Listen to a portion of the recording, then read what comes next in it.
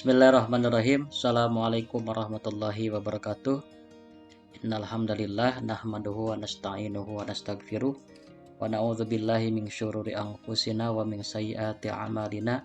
May yahdihillahu fala mudhillalah wa may yudlilhu fala hadiyalah.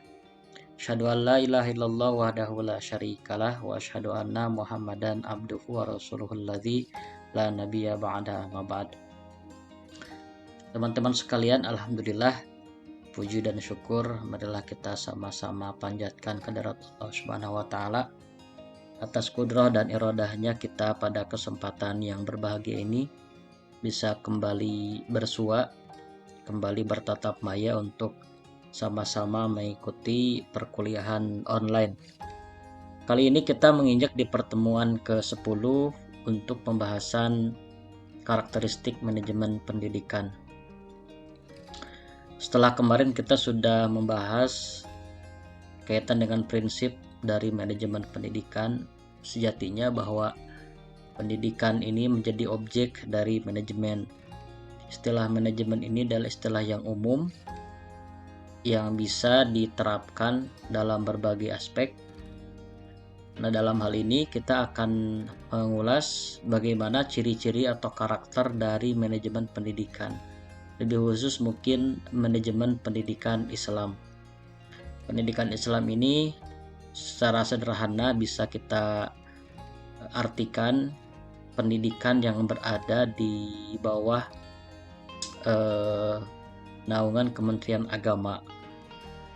Walaupun sejatinya bahwa pendidikan Islam ini sangat umum, masalah yang berkaitan dengan pembelajaran yang bermuatan agama pun itu disebut pendidikan Islam, baik di rumah, di masjid, atau di majelis-majelis ilmu yang lain. Tetapi secara sederhana bahwa pendidikan Islam itu ada pendidikan formal dan pendidikan non formal.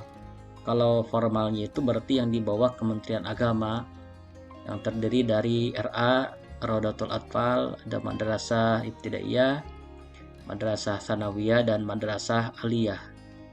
Walaupun di sekolah umum, di dinas pendidikan itu tidak sedikit sekolah-sekolah yang muatan-muatannya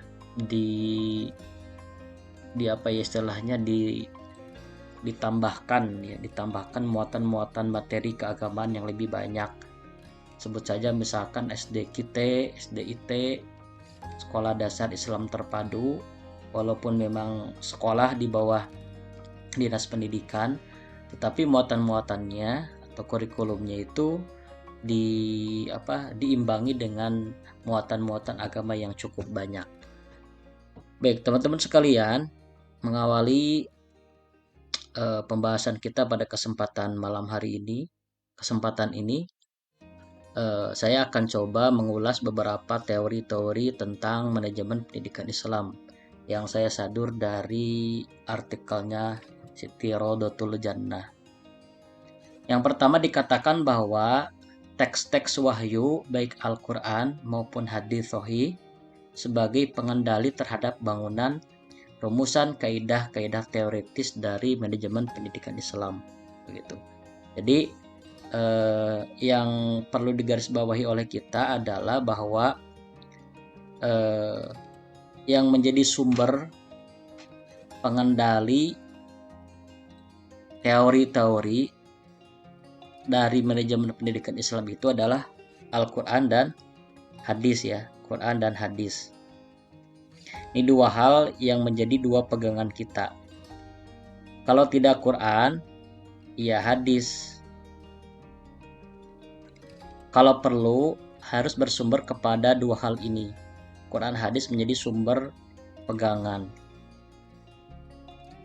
Atau bisa dikatakan ini sebagai pedoman.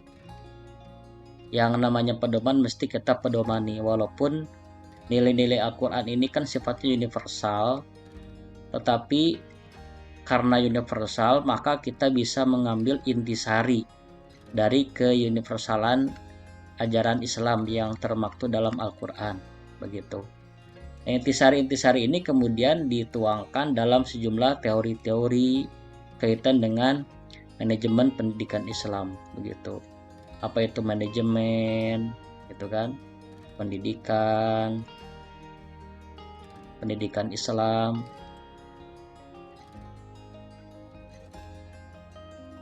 Dan seterusnya begitu. Nah, ini yang menjadi perhatian buat kita bahwa Quran dan hadis ini menjadi sumber utama yang membangun kaidah teoritis dari manajemen pendidikan Islam. Di pertemuan yang lalu, kalau tidak salah Bapak sudah mengulas sedikit tentang makna manajemen dalam perspektif Islam begitu.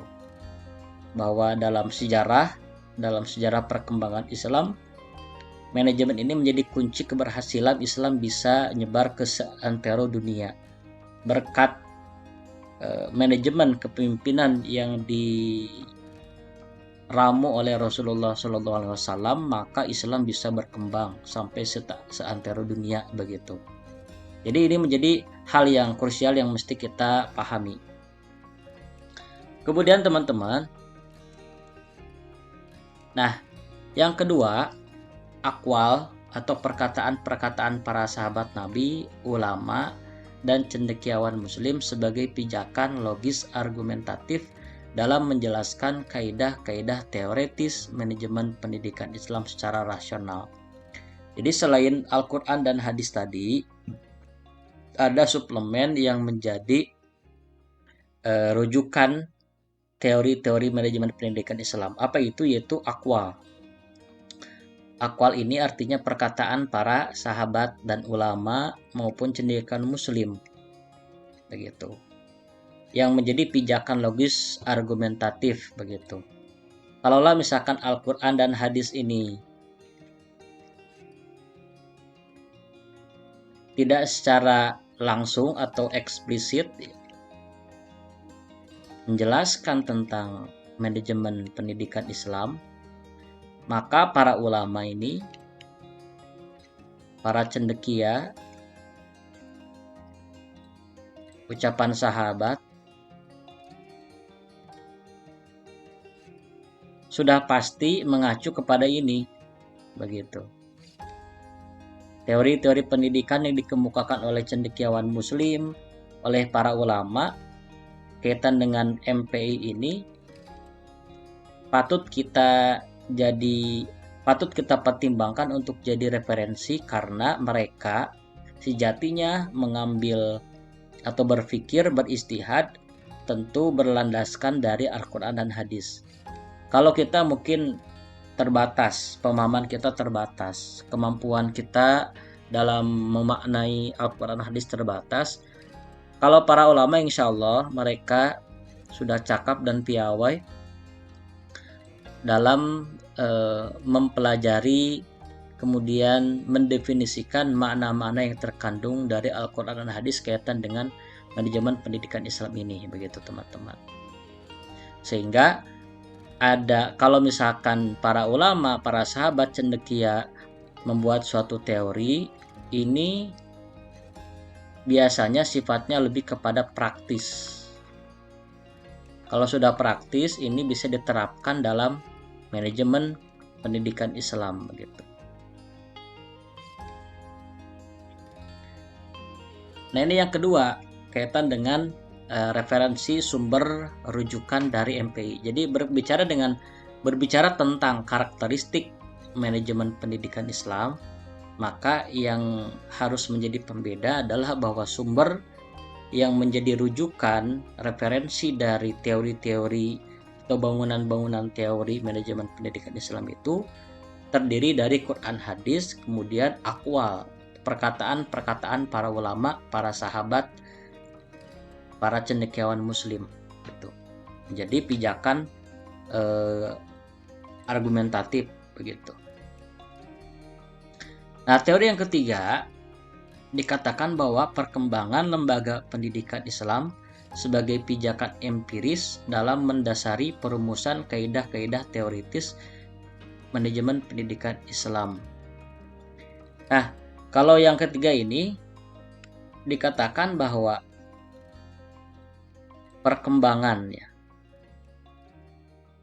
perkembangan lembaga pendidikan, utamanya pendidikan Islam ya. Ini menjadi referensi.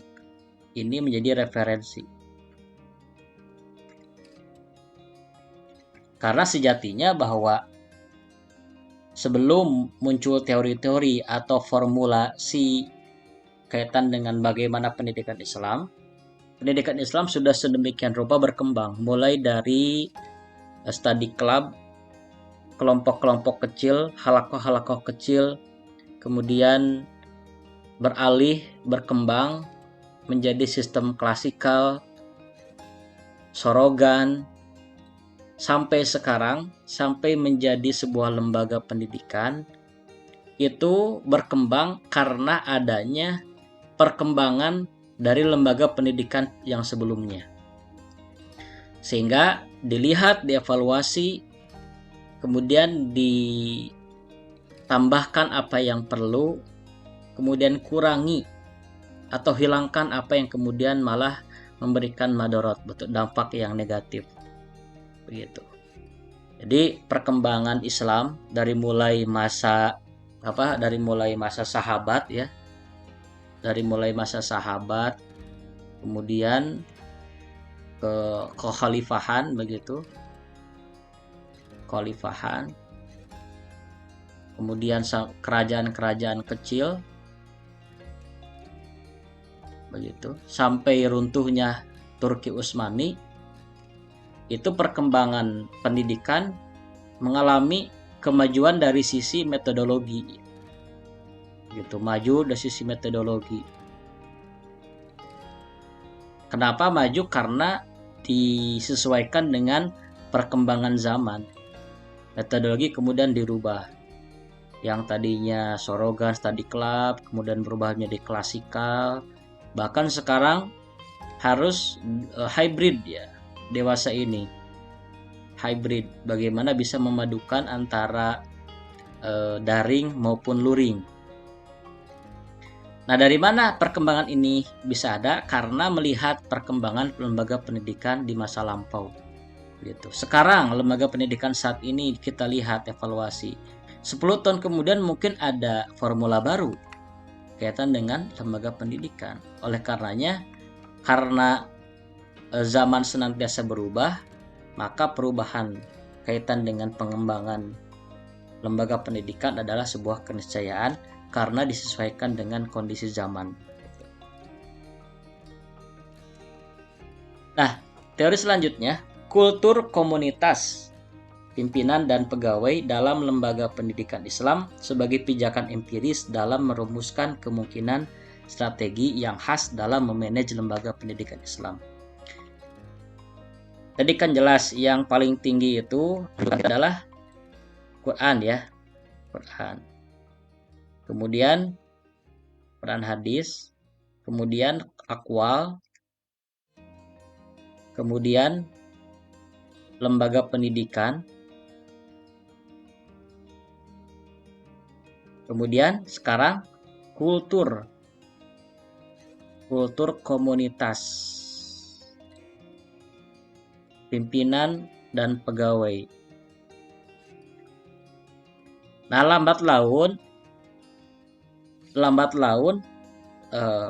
kemajuan atau progres bagaimana kualitas manajerial dari sebuah lembaga pendidikan sejatinya harus terus berkembang.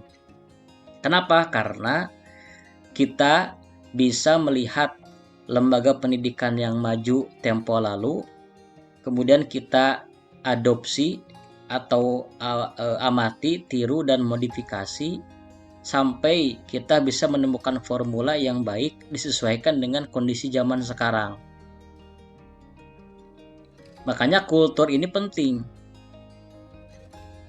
Walaupun memang kultur ini atau budaya komunitas antara pimpinan dan lembaga ini tiap sekolah pasti berbeda, tapi sejatinya kita bisa mempelajari dari sana. Kalau kultur pimpinan dan lembaganya kemudian patrimonial, begitu,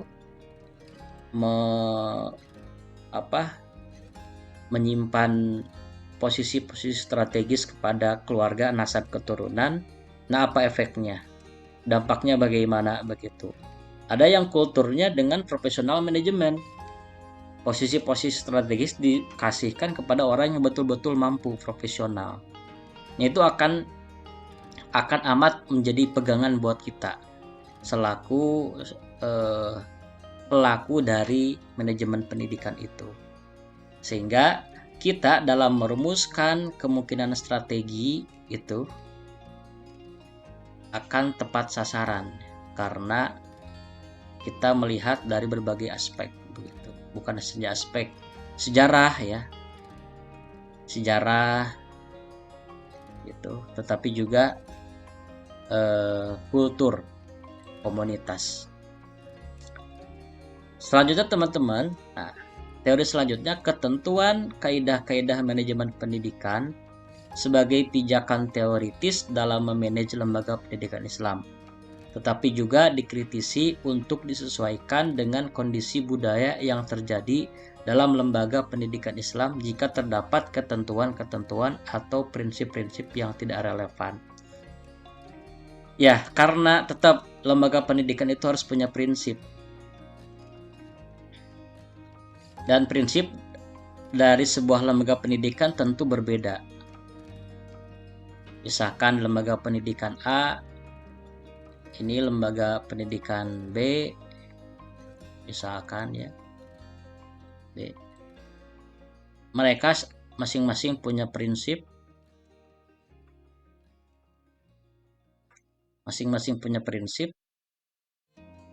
yang ini tidak boleh diganggu gugat begitu.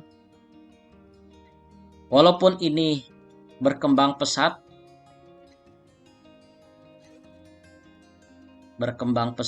pesantren A ini, kalau misalkan metodenya atau pola pengembangannya melanggar dari prinsip ini, tentu saja si B tidak bisa kemudian meniru atau ATM dari si A, karena apabila bertentangan dengan prinsip. Tapi di luar prinsip itu silakan, tidak jadi soal, tidak jadi persoalan. Prinsipnya apa? Tergantung dari lembaga pendidikan masing-masing. Nah, kemudian kita mencoba lebih spesifik kaitan dengan karakteristik dari manajemen pendidikan Islam itu sendiri. Nah, dikatakan bahwa manajemen pendidikan Islam sebagai salah satu bagian dari manajemen memiliki objek bahasan yang cukup kompleks. Berbagai objek bahasan tersebut dapat dijadikan bahan yang kemudian diintegrasikan untuk mewujudkan manajemen pendidikan yang berciri khas Islam. Jadi ada yang mengartikan bahwa manajemen pendidikan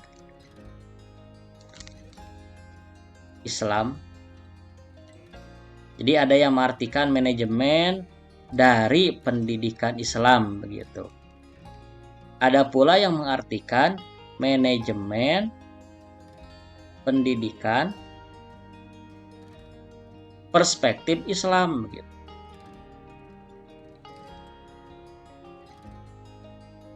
Ini perlu digarisbawahi dulu oleh kita. MPI yang dimaksud itu, apakah MPI dalam konteks manajemen pendidikan Islam atau manajemen pendidikan perspektif Islam? Nah, tentu saja kalau kita komprehensif ya, bahwa manajemen pendidikan yang berciri khas Islam bisa, atau perspektif Islam bisa, atau dibahas pula kaitan dengan manajemen pendidikan Islam, manajemen lembaga pendidikan Islam begitu. Seperti yang tadi saya sebutkan di awal, dimulai ada RA, MTS gitu. Kemudian MA, MI, ini yang formal. Yang non formalnya keluarga, lingkungan masyarakat. Nah, sejatinya sama. Jadi bagaimana proses, kenapa disebut pendidikan Islam? Karena ya, kenapa disebut pendidikan Islam yang ini nih? Karena memang pendidikan ini bersumber dari ajaran Islam. Ya, sejatinya sama. Manajemen pendidikan perspektif Islam dan manajemen pendidikan Islam sejatinya sama. Walaupun memang kalau kita bisa diskusikan, dilihat perbedaannya pasti juga ada perbedaannya. Tapi dalam konteks ini kita bisa sampai pada kesimpulan sama begitu. Nah, yang pertama, proses pengelolaan lembaga ini sudah masuk ke karakteristik ya. Pertama, proses pengelolaan lembaga pendidikan Islam secara Islami. Aspek ini menghendaki adanya muatan-muatan nilai Islami dalam proses pengelolaan lembaga pendidikan Islam. Ini poin pertama.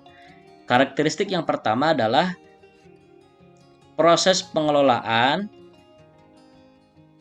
ini proses pengelolaan bersifat Islami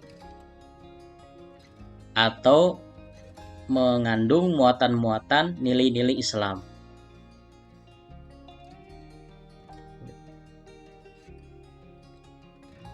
Dipastikan bahwa manajemen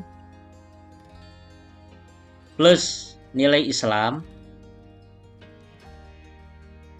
ini akan mendatangkan kemaslahatan bagi institusi atau lembaga. Dan diyakini pula bahwa manajemen plus nilai Islam ini akan mendorong lembaga maju. Kenapa? Karena nilai Islami ini menghendaki seorang muslim, kaum muslim, lembaga apapun itu untuk berkembang maju. Pola-pola disiplin dari mana datangnya? Islam sudah mengajarkan disiplin itu. Demi waktu wal as. Demi waktu. Sesungguhnya manusia berada dalam kerugian. Pola atau konsep kedisiplinan Islam sudah lebih depan. Makanya kalau misalkan pengelolaan atau manajemen ya, manajemen bersumber dari Islam, maka dipastikan membawa dampak yang positif, signifikan begitu.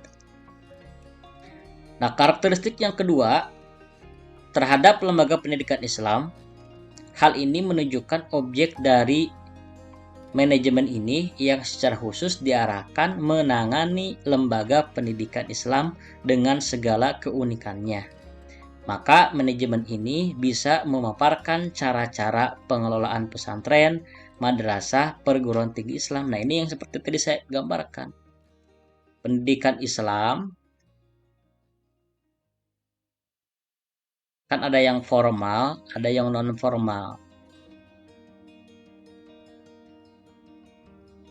Begitu.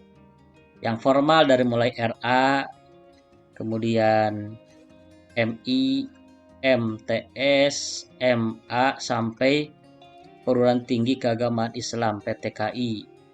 Non formalnya pesantren diantaranya.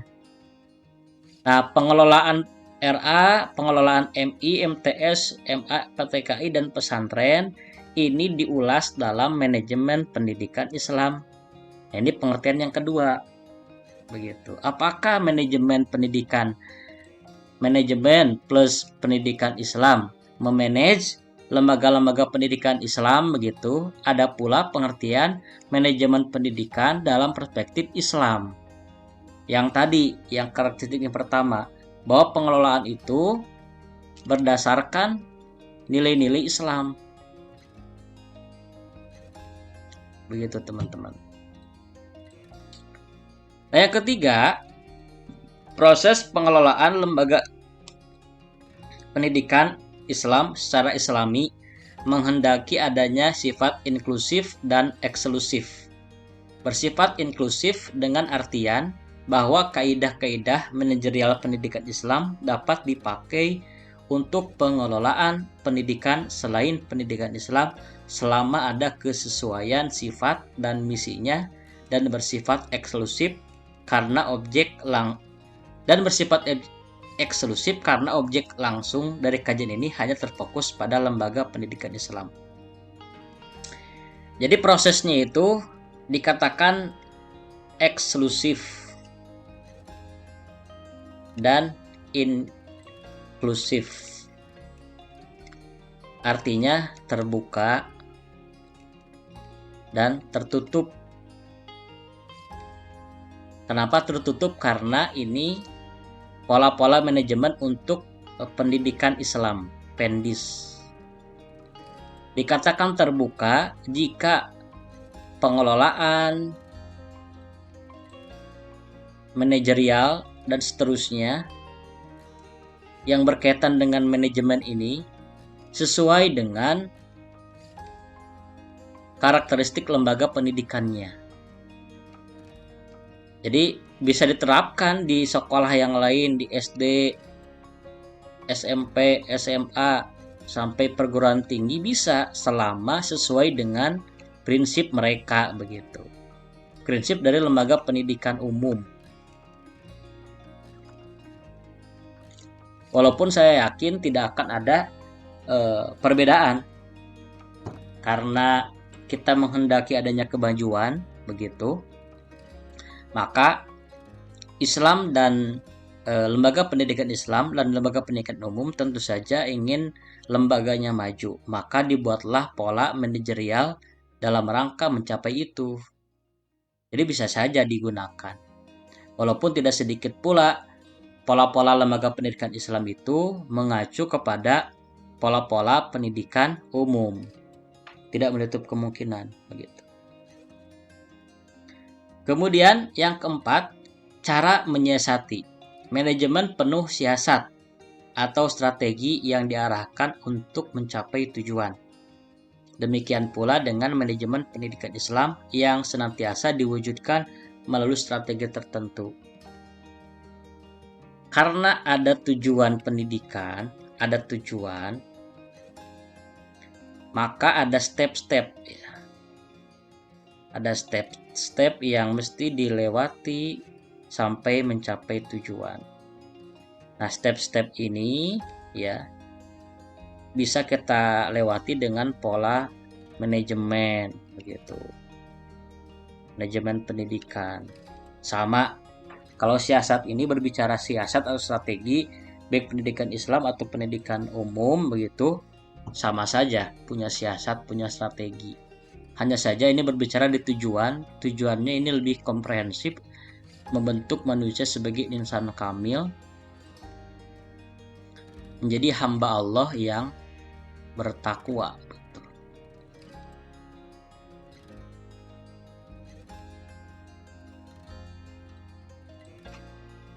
Maka pola-polanya pun disesuaikan dengan Islami tadi, dengan nilai-nilai Islam.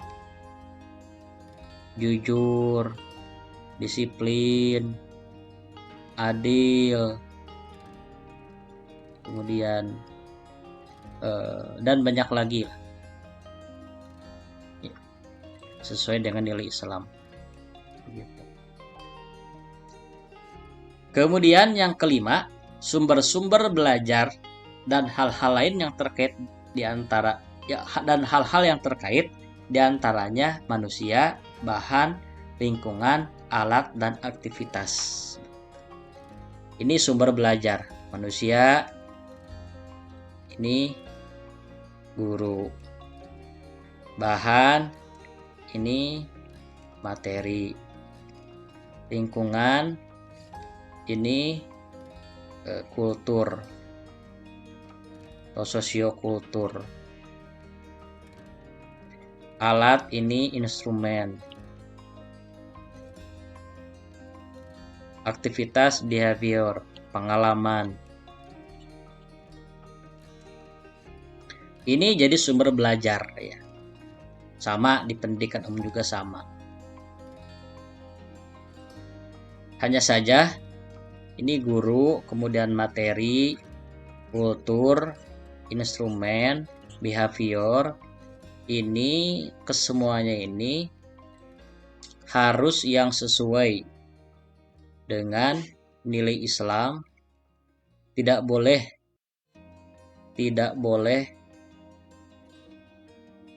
bertentangan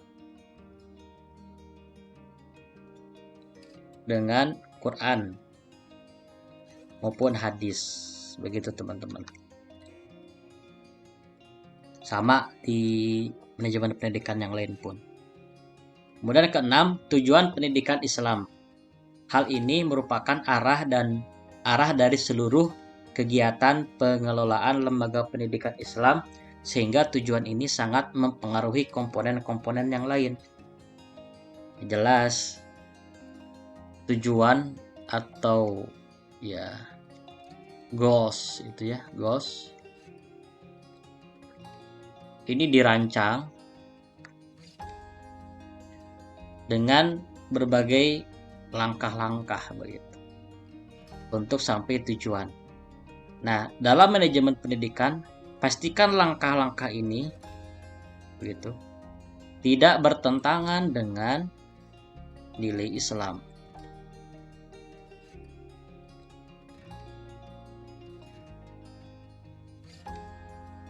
Tidak boleh bertentangan. Tidak boleh di sana ada zalim. Tidak boleh bohong. Tidak boleh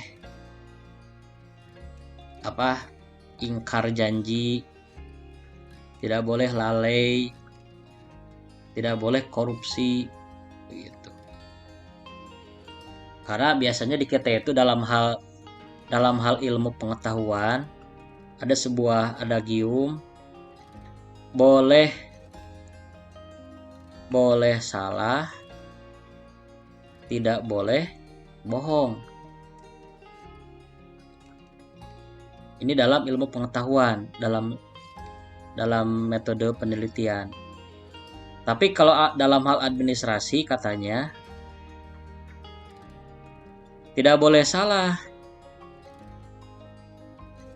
Tidak boleh salah, tapi boleh bohong katanya. Ini juga hal yang keliru. Upayakan dalam hal administrasi tidak boleh salah, tidak boleh bohong begitu. Walaupun pada tataran pelaksanaan tidak demikian, masih ada peluang untuk kemudian kita memanipulasi data dan sebagainya.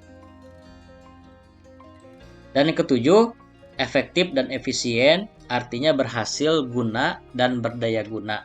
Artinya manajemen yang berhasil mencapai tujuan dengan penghematan tenaga, waktu, dan biaya. Karena jadi efektif itu artinya